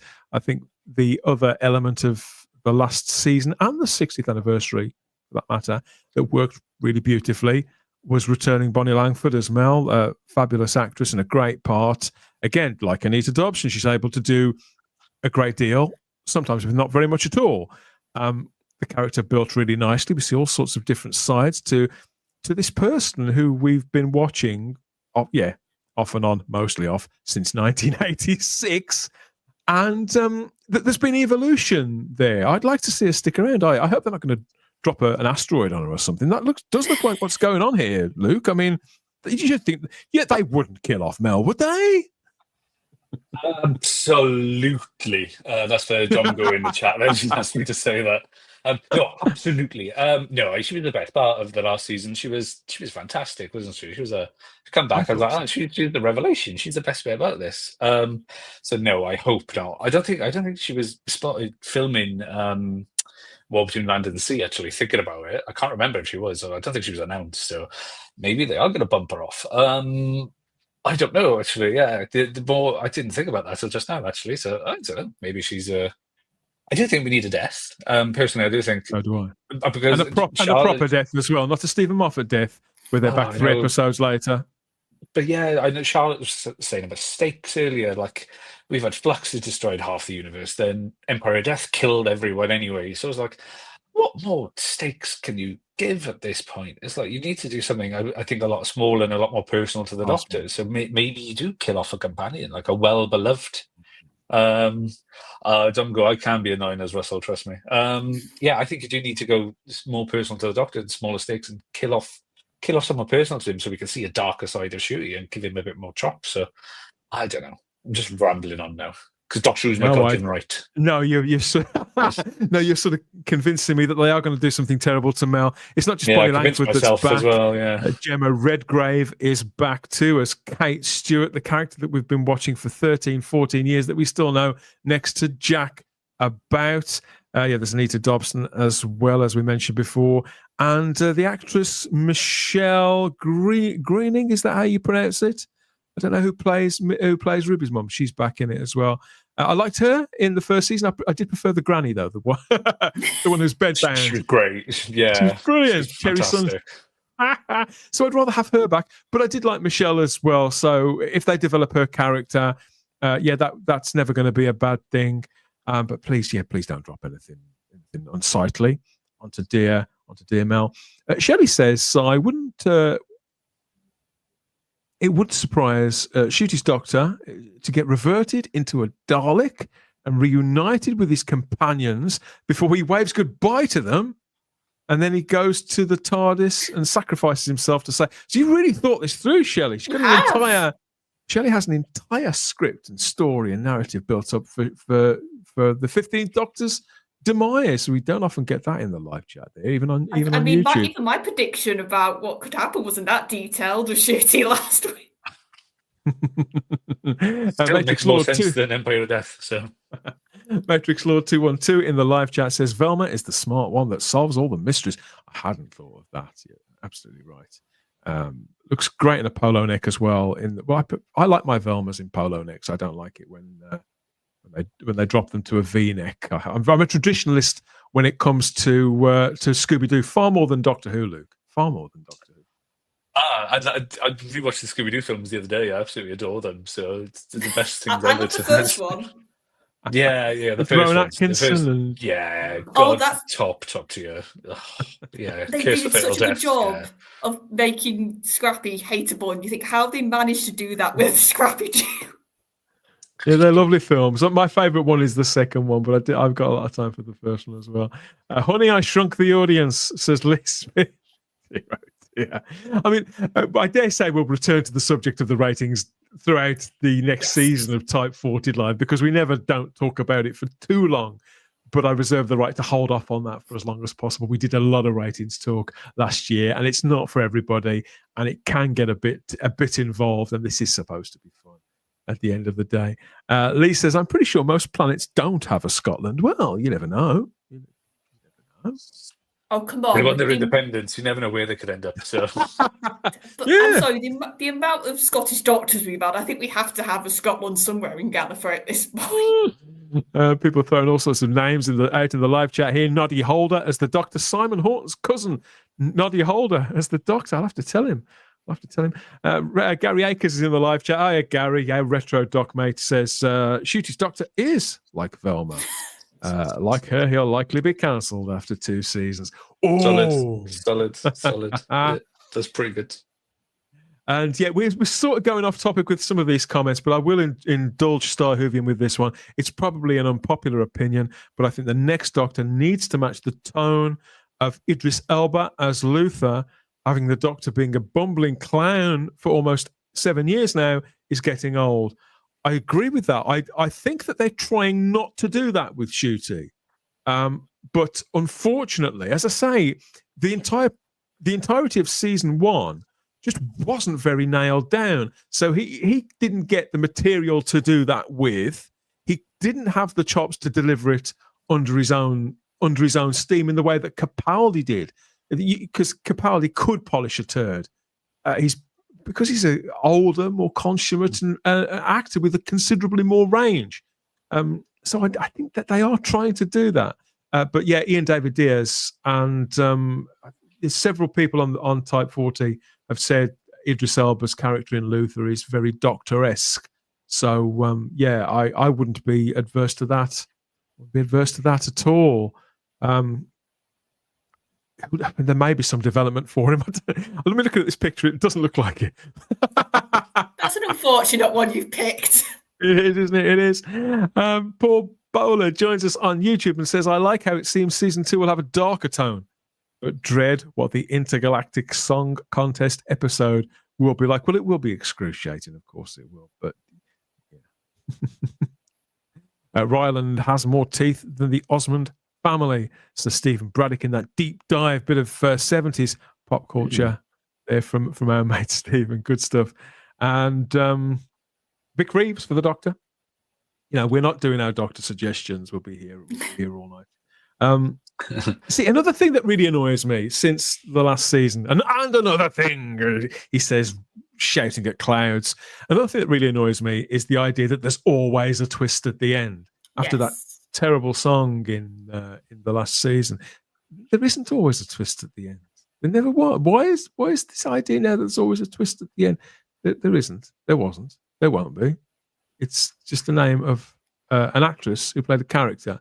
Like Susan Twist, apparently she's back in this season as well, but she's not on the official cast list here. Yeah. But she is in the Disney Plus press kit.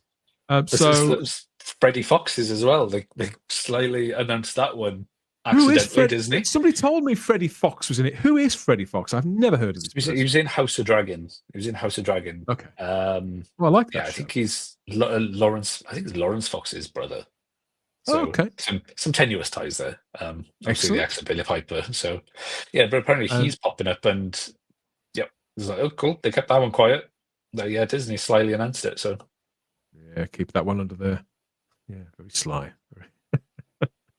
Maybe Ncuti will regenerate into Mrs. Flood. And Ruby says so. She was the Doctor all along.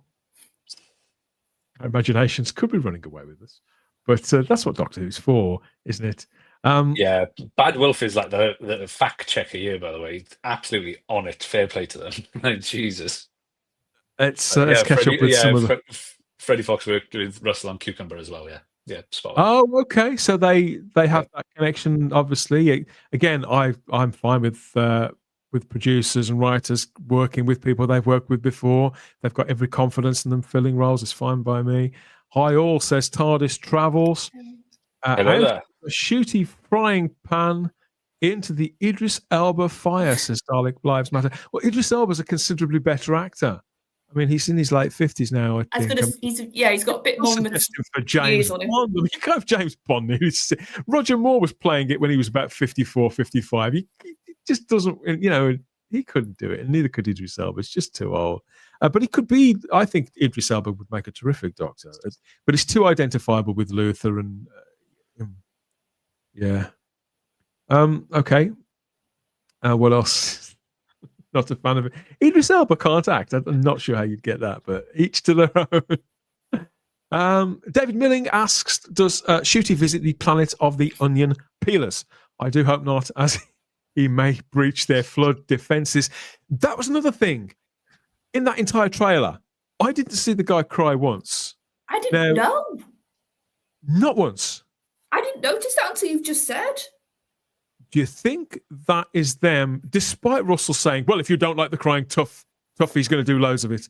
Do you think that's them saying, look, this really did wind people up last year. Maybe we should, okay, if he's going to do it in every episode, that's fine. But maybe don't lead with the crying. People get it. Don't. Do you think they've deliberately dialed back on it? What are your instincts, Charlotte? I think they've just not put it in the trailer then.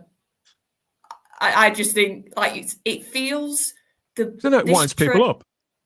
This trailer, and then somebody said, "Oh, well, you don't know about the series." No, we don't. This is just a trailer. But to me, this trailer feels very aware of what people were not happy about last year. Whoever put this together seems to have a better idea what fans will respond to, because I've seen a lot more positive reactions to this trailer than any of the other series trailers for Ncuti.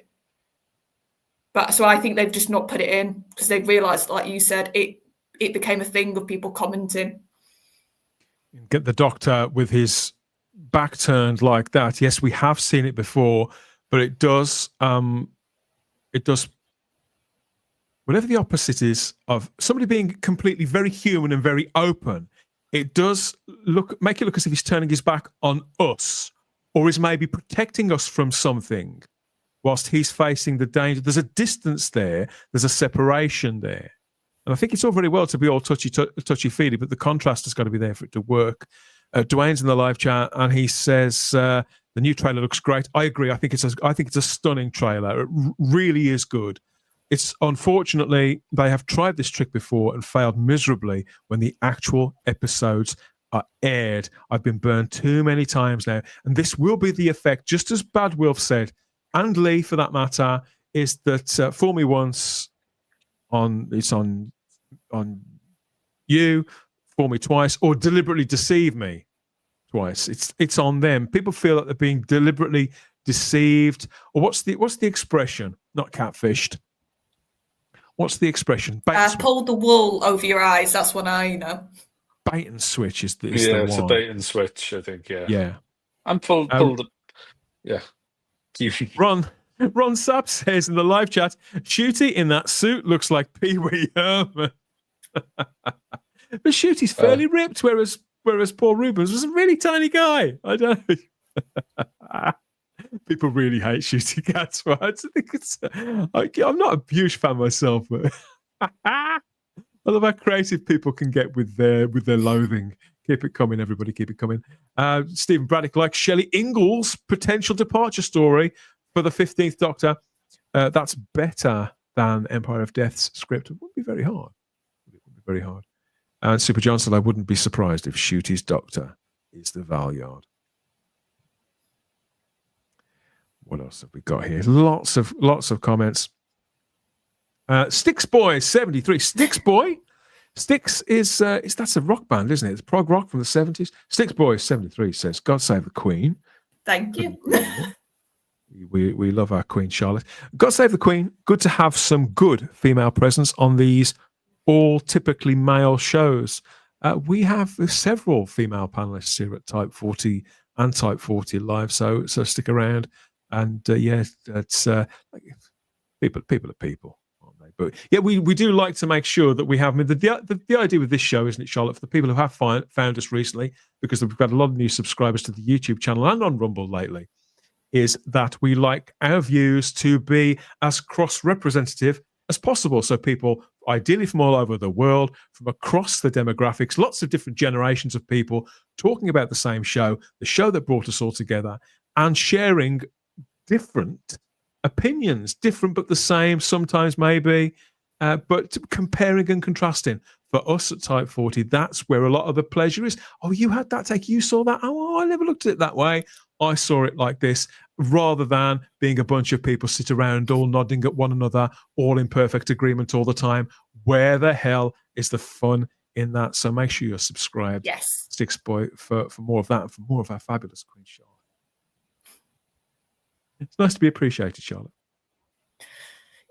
Yeah, but the other thing, just to add to what you're saying, it's so important that we can just have open debates, and that's what Type 40 is brilliant for. Like me and Dan, for example, we sometimes we're a lot more positive about Ncuti compared to others that we know, but we'll talk about it, we'll debate about it, we'll say what we see that's positives and what others might not see in him as a Doctor. Debate's brilliant, and we always encourage it. Exactly. We only have our own opinions, and you're entitled to yours as well, and we'll stand up for your opinions just as readily as we'll stand up for our own. Russell T Davies has no compunction about killing people, says Vanessa Law. No, he's very good at doing that, isn't he? He's like Joss Whedon as a writer. He does enjoy sort of tugging on the heartstrings like that. It's one of the things I like about Russell's earlier work. Dom goes a big Luke fan. He doesn't like Ncuti, but he does like you, Luke. How does that make you feel, mate? Yeah. I mean, the hooligans lot would be like, I am annoying as Russell T Davies. I'm probably worse at this point. So that's nice. I'll take that. Yes. So we've been chatting about the trailer, the brand new trailer for the second season of All New Doctor Who that dropped just yesterday as of time of recording. 2 whole minutes worth of Doctor Who action, sights, sounds, faces, and teeth. Fake tan belonging to Ryle and Clark. There were song contests even, and there's bowler hats and all manner of other things too. So, maybe there wasn't something for everybody in that trailer, but, I do think it was really quite strong. And it does make me wonder if, at least in the editing, that lessons may have been learned. And come April the 20th, when we get the season premiere, April the 12th, sorry, when we do get the season premiere, that something will appear that whereby we'll watch it and we won't be dreading the next episode. I think that's our best case scenario after the last season. So let us know what you think. Thank you, everybody, for the comments. But we want to know some more. Let us know what you think in the comments section once you've lived with it for a few days. And what do you think about our instant reactions there to this all-new trailer for season 2? I think we'll probably get one more big trailer as well, Charlotte. That's usually how it works, isn't it? One more big trailer and then a specific one for the opening episode. I don't know, because we've had 2 like proper full ones now. The Christmas one seemed a lot shorter. Yeah, I suppose it does count. I think they tend to only do 2 from what the pattern recently. Like there might be little spots that they'll do, like little 10-second things in the run-up. Just have to watch the rugby. Yeah, clearly that's where you need to be, Doctor Who fans. Yep, just watch rugby. Yeah, keep watching. Keep watching the rugby. That does seem to be the answer. They say there's not much of a crossover of appeal, and why on earth would they do that? But I think it's better that they just sort of bang this stuff out now, really, rather than keep issuing sort of press releases. Be sure you're watching this at that time. I think it's more fun to just sneak these things out. But let us know what you think by all means. And which of the episodes there, because we don't know which bits of that trailer belong to which episode, do we? So let us know which one you're more hopeful for, you're looking forward to more than the rest, or which one, if there's any that you're really dreading, for example, let us know which one that could be and tell us why it's the one with Ryland Clark in. Okay, Doctor Who is produced by Bad Wolf with BBC Studios for the BBC and Disney Plus. Season 2 launches on Saturday, the 12th of April on BBC iPlayer and BBC One in the UK. And, of course, Disney Plus outside of the UK, where available. And we'll be here week by week with our opinions, our reactions, and we hope to see you in the comments for all of that as well. Where next?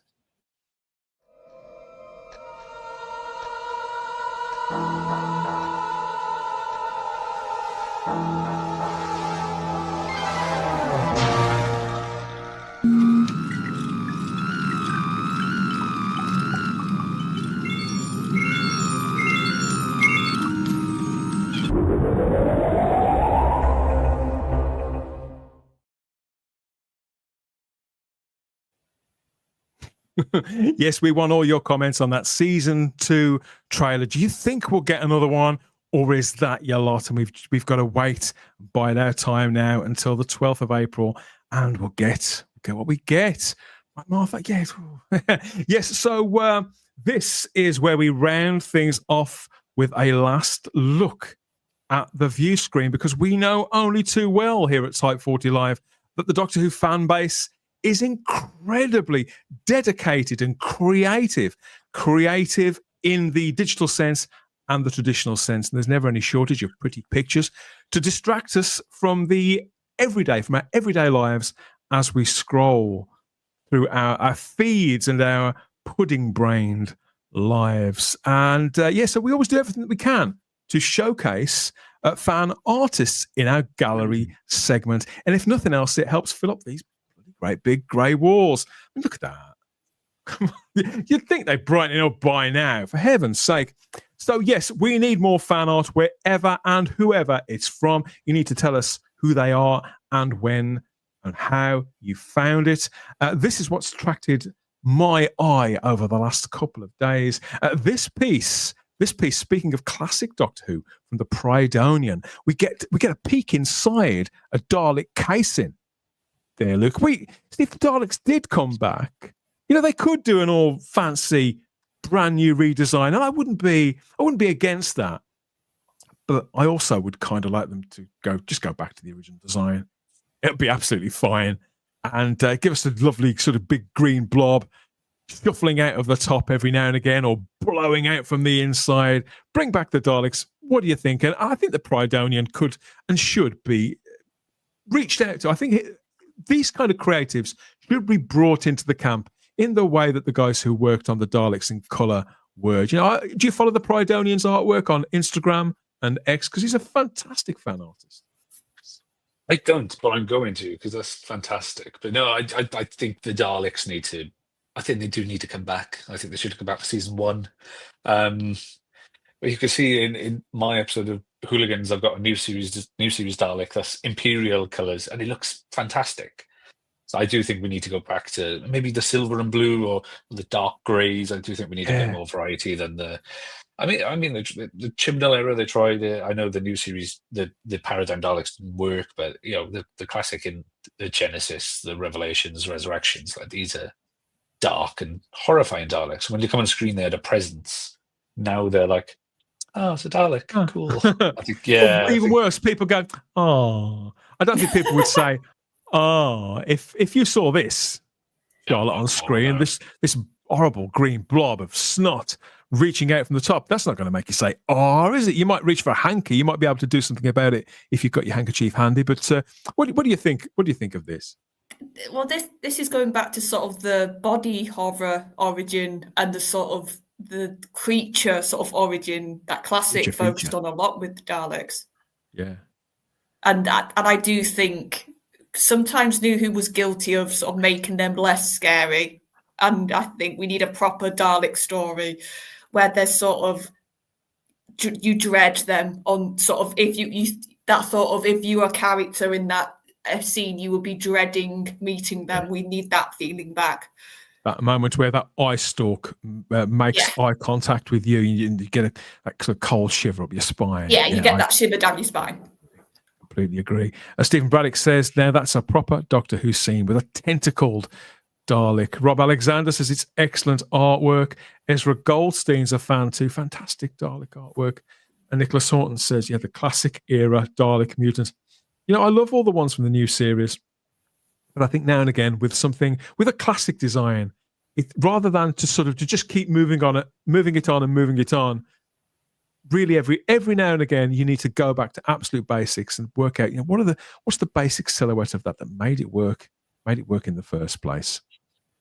I think they tried it with the Cybermen in the Chibnall era. They're more of the classic series with some success, I feel, as well, Luke. I really liked him, but I think it's David Millen, sorry if I pronounced it wrong, said about Death to the Daleks colour scheme. I absolutely love Death to the Daleks, so absolute yes to those Daleks. Black Dalek bumps, aren't they, on a light blue Dalek? Is that it's the silver one? Death to the Daleks, the John Pertwee ones. Oh, I'm getting my Dalek stories mixed up, David. I do apologise. But yes, absolutely agreed. Silver and black, yes. But yeah, no, I think they do need to go back to the classic silhouette. Favourites are Resurrection of the Daleks myself, but I don't think you can really go far wrong with a classic Dalek. Yeah, Will Hadcroft mentions the Genesis Daleks suggested that military look. He thought that was the best, and they weren't big on conversation either. Yes, chatty Daleks. Get rid of chatty Daleks. That's what I say.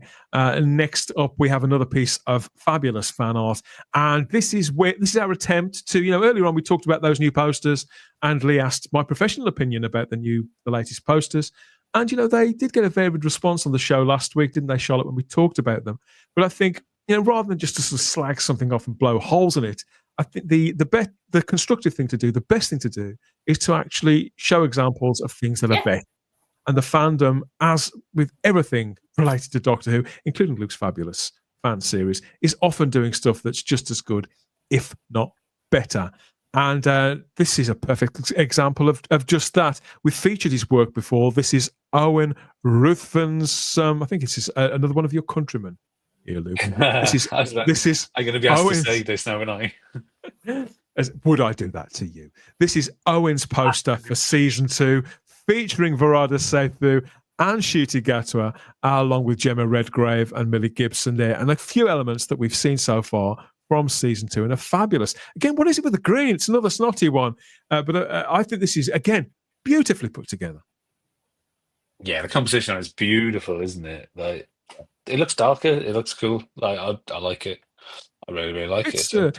he published this before the new trailer as well, but I think it does sort of weirdly fit. Yeah, it definitely almost felt like he knew in a way what the trailer was going to be like.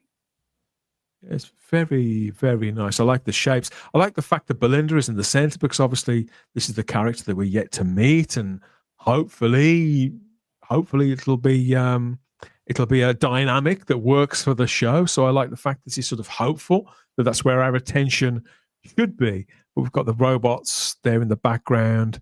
We've got the cartoon character there that we're going to find out a little bit more about at some point. That's the one that's Alan Cumming is voicing. So yeah, it's good. It's good stuff.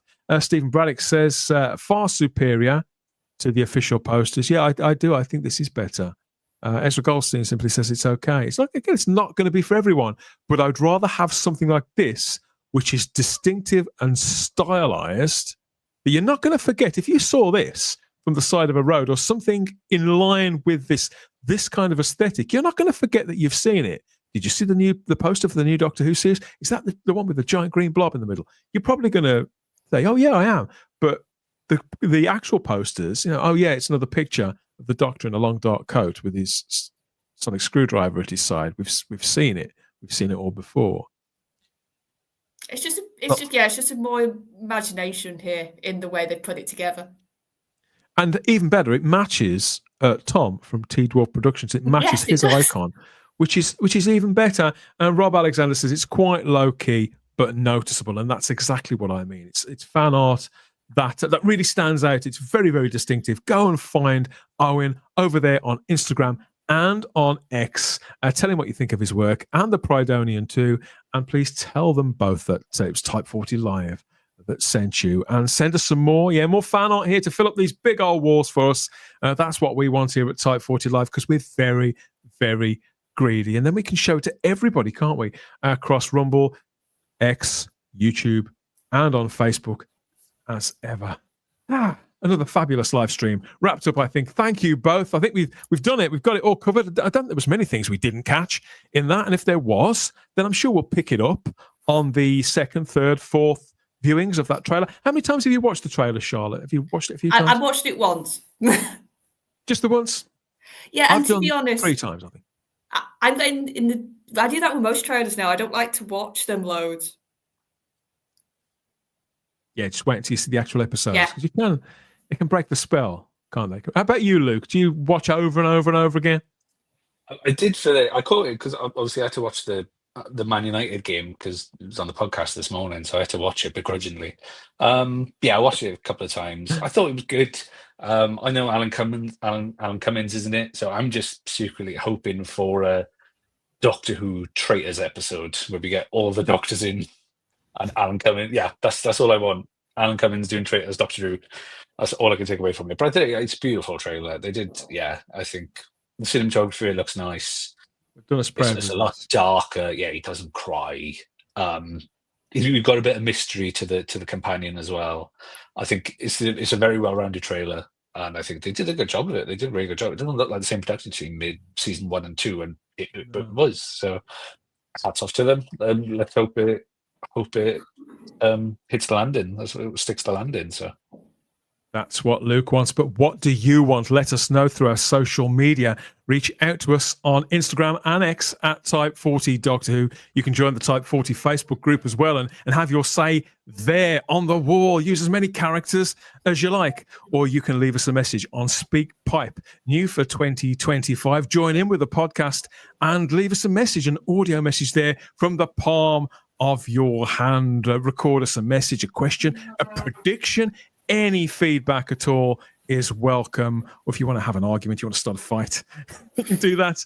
You can do that too. Results may vary. We'll take it all. We'll take it all as we cover all things Doctor Who and the Lippy logo here. What else is coming in the next few weeks? Are we going to get another trailer? Let us know what you think. Is it coming? I tell you what is coming. What's coming next?